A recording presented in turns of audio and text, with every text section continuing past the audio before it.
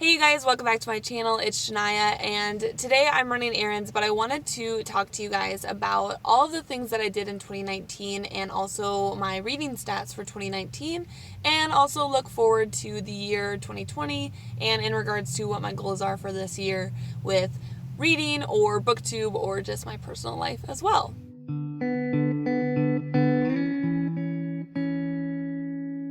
So 2019 was a really good year for me overall, especially when it came to reading. I had always been in a slump in the past years, especially ever since I went to college. I was in this huge reading slump. I wasn't reading hardly at all, and it was really, I don't know, it was really sad in a way that I wasn't reading because it was such a huge passion of mine when I was in high school, and for the fact that I was no longer reading was just really upsetting to me in a lot of ways. I started picking reading back up in 2018, but it wasn't really as much as I used to, if anything, honestly.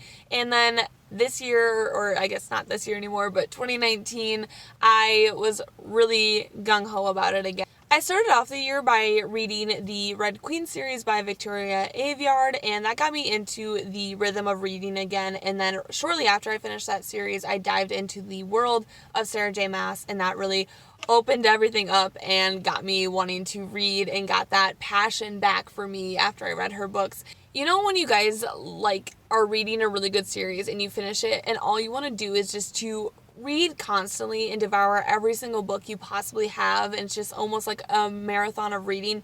That is what I felt after I finished that series. I just wanted to read everything in sight, and I have so much to be thankful for that series, but that's probably the biggest one, is that it really got me out of my years-long reading slump. So I've mentioned it a couple times on my channel already, but in 2019 I read 90 out of 100 books. My goal that I had set probably halfway through the spring was to read 100 books with the amount of books that I was reading at the time, but we didn't reach that towards the end of the year. We reached 90 books, which was so good, honestly, for me, for the fact that I wasn't hardly reading anything in the years past, and then for me to go ahead into 2019 and read 90 books was such a great experience, such a great goal, and I'm really happy with myself in regards to that. And not only that, the fact that I read 90 books was really good, but I also, from those 90 books, found my favorite series, and I found my favorite standalone book of all time. And so it wasn't like I was just reading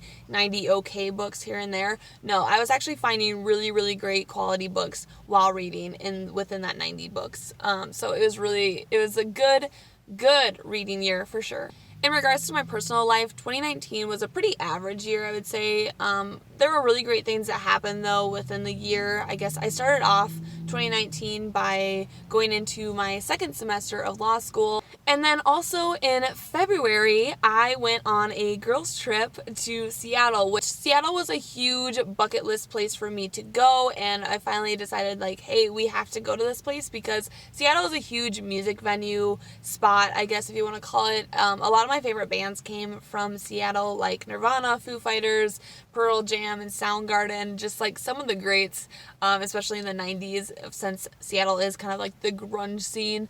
I just really wanted to go there, and it was a great trip. We did a lot of fun music-inspired activities, and then we also took a ferry ride, which if you guys watch Grey's Anatomy, you guys will know, especially what I'm talking about, because they always discuss in Grey's Anatomy the ferries that travel back and forth from the island to the other side of the island, and we went on that, and it was so exciting. We got to see a whale during that, and I don't know, I really liked it. I really loved Seattle. I loved the weather. I know a lot of people complain about the weather, but I really liked it a lot. And yeah, overall, that experience was great. I had a lot of fun memories and a lot of great times with my best friend. And then, of course, in October, I started up my booktube channel, and it was the best decision I ever made. Honestly, I have had so much fun being part of this community and having this outlet to talk about books and to just experience things with you guys. It's been the best time, and if I had to choose the big 2 highlights or 3 highlights of the year, it was by far my amount of reading that I did, Seattle, and then booktube for sure. Honestly, those were the biggest highlights of the year. Going into my reading stats for 2019, like I said many, many times, I read 90 books, and out of those 90 books, I read 33,608 pages, which is insane, you guys. It was like, that's probably the most pages I've ever read in a year, by far. And then out of those books, the shortest book that I read, which I don't know why Goodreads counted it as this, but it was The Assassin and the Healer, which is a story in The Assassin's Blade by Sarah J. Maas. It's like the prequel stories to the Throne of Glass series, and it's like in a book, so I don't really know why Goodreads counted it as like a story or a book as itself, but it was 40 pages, and Goodreads counted that as my shortest book. And then on the flip side of that, for the longest book that I read in 2019 was It by Stephen King. No surprise there. That book came in at 1,116 pages, which is... it's a doozy. It's a long-ass book. But I'm really glad that I read it because it was an experience in itself, and I had picked it up in honor of the new movie that came out in September, which was It Chapter 2, and I just was like, I have to read this. And shortly after I read it, I became obsessed with everything, like It, Pennywise and the Losers Club. I was so obsessed with them. And I wish that there was another one because I would love to learn more about it, but I guess I'll just have to read more Stephen King books, honestly. And then for the most popular book that I read in 2019, according to Goodreads anyways, was Pride and Prejudice by Jane Austen. No surprise there. But I think it was 3 million people had read that book in 2019, so that's pretty crazy. And then on the other side of that, the least popular book that I read on Goodreads anyways was, what was it? Road Tripped by Pete Hotman, which 157 people read that book in 2019, and I'm not really surprised that it wasn't very popular. I fully picked up Road Tripped because of the cover. I mean, I am a cover buyer, there's no secret there. Like, I see a really cool cover and I'm like, oh, gotta buy that. And Road Tripped was one of them, but not necessarily because the cover was like super cool. It is kind of unique, but mostly because it deals with a road trip, obviously, with a young man from Minnesota, I believe, and he takes a road trip throughout the Midwest, and so I was really interested to see if he ventured into South Dakota, where I live, and see what the author's take was on South Dakota. But, spoiler alert, I don't really know if it's a spoiler, but South Dakota really isn't in it at all, so that was kind of disappointing, even though on the back of the book, South Dakota, like, the outline of the state is on the back of the book. And I was like, you didn't even talk about South Dakota, so why you put it on your book? And then for the highest rated book on Goodreads that I read in 2019 is, again, not a surprise at all, but that was The Court of Mist and Fury by Sarah J. Maas, and the rating that it had was 4.66 out of 5 stars, which, not surprising. I mean, that book is seriously so amazing, and it deserves all the good ratings ever because it is such a good book, you guys. If you guys have not picked up that series, definitely pick up that series. I don't know if I need to talk about it anymore because I talk about it all the time, but it's so good. As for my average rating on Goodreads, my average was 3.8 stars out of 5 stars, which seems pretty accurate to me, just because there was a lot of books that I did really love, and then there was a lot that I didn't. I would say at the beginning of the year, I was giving out, like, really strong ratings a lot, and then towards the end, I was not giving out as good of ratings, but then again, I was reading a lot of great series at the beginning of the year. Like I said, all of Sarah J. Maas, and then like the Cruel Prince series and, the Six of Crows duology, those type of things. Like, and those are really, really good and popular series. So, of course, I was going to give out better ratings at the beginning of the year than towards the end of the year, where I was reading more like smutty reads, and those aren't typically, like, there are some smutty reads that I did give 5 stars to, but there was a lot of books that I was like, not really feeling it, and I didn't give them very good ratings. So moving on to 2020 and the goals I have in regards to reading, booktube, and my personal life. I guess for first, with my reading, I decided to set my reading challenge goal to be at 100 books again this year. I'm determined to hit that. I think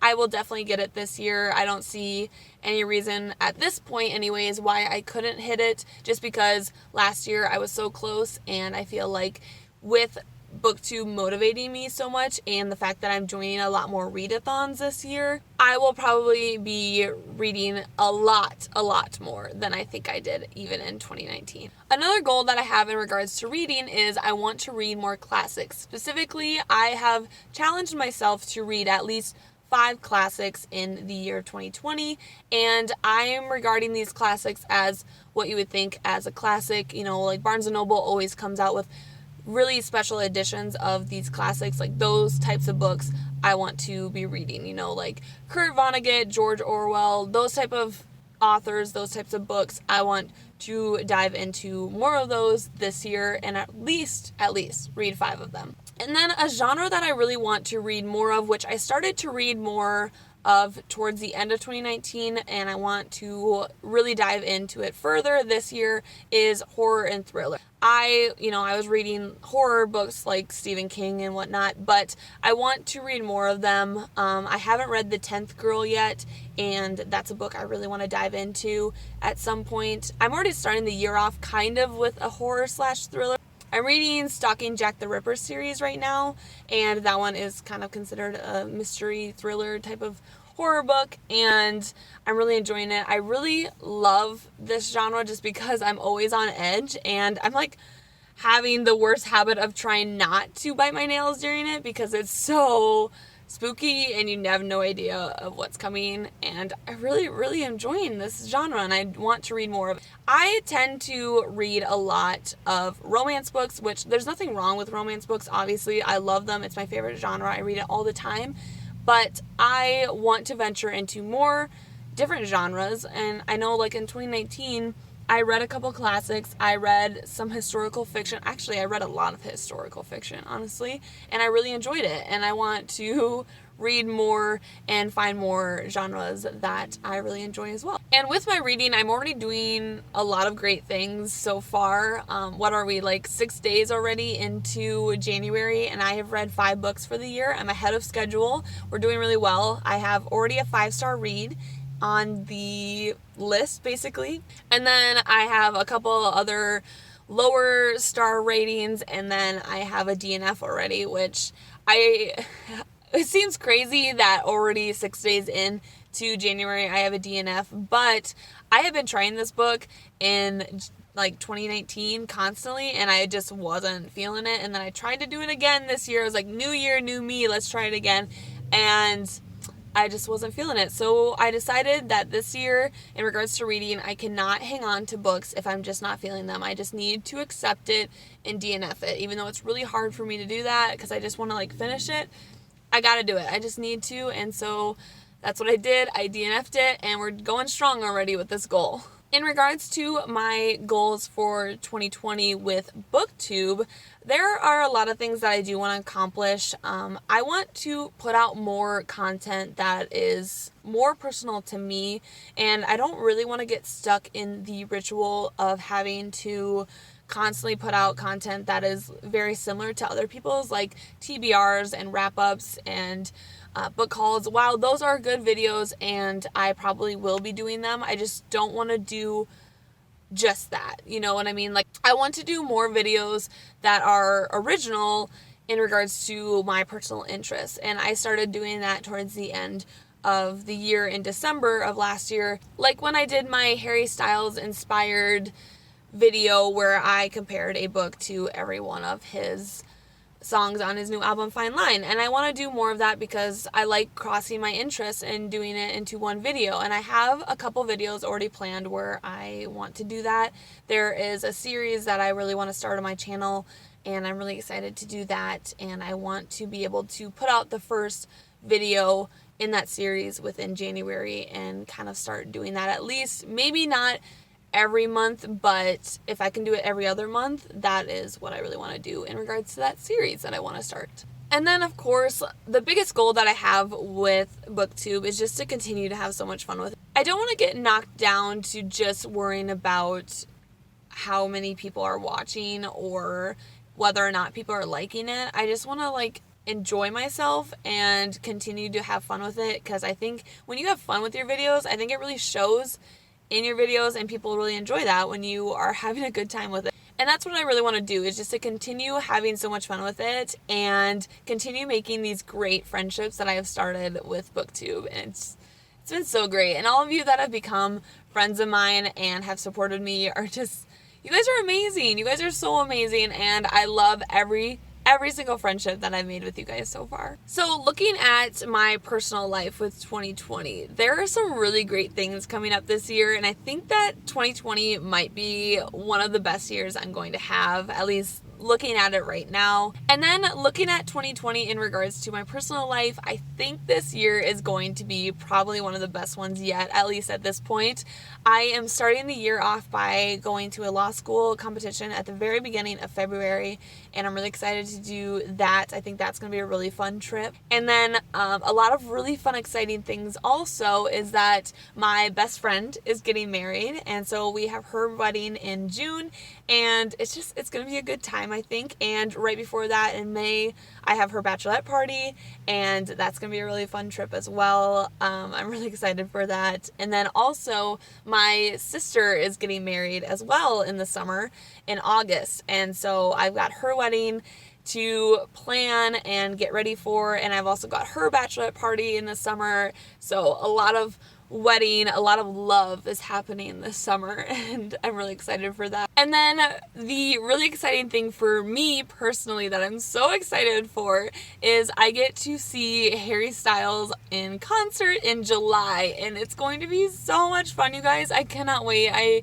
plan on doing like this whole weekend getaway if I can, and just celebrate with my friends. We're all gonna go. It's like my two best friends and my sister, and gosh, it's going to be such a great trip, and I'm just really excited to see him again. The last time I saw him was July of 2018, so it'll be at the 2-year mark, and I'm just really excited to see him and to have fun with this new album. I think it's going to be a great concert, and I want 2020, my biggest goal, to just have a good time and not be upset very much, and just let things go that are maybe not worth fighting, and just have a good time. And I think that's what's going to happen. I think it's going to be a really, really fun year, and I cannot wait, and I cannot wait to bring you guys along. So that is my 2019 wrap up in regards to what I accomplished and what I did, and then also my reading stats, and then also a look at this year with my goals. But I had fun filming this and drinking coffee and being able to just chit chat with you guys. But thank you guys so much for watching, and if you guys want to follow me on my social media, I'll have it linked down below,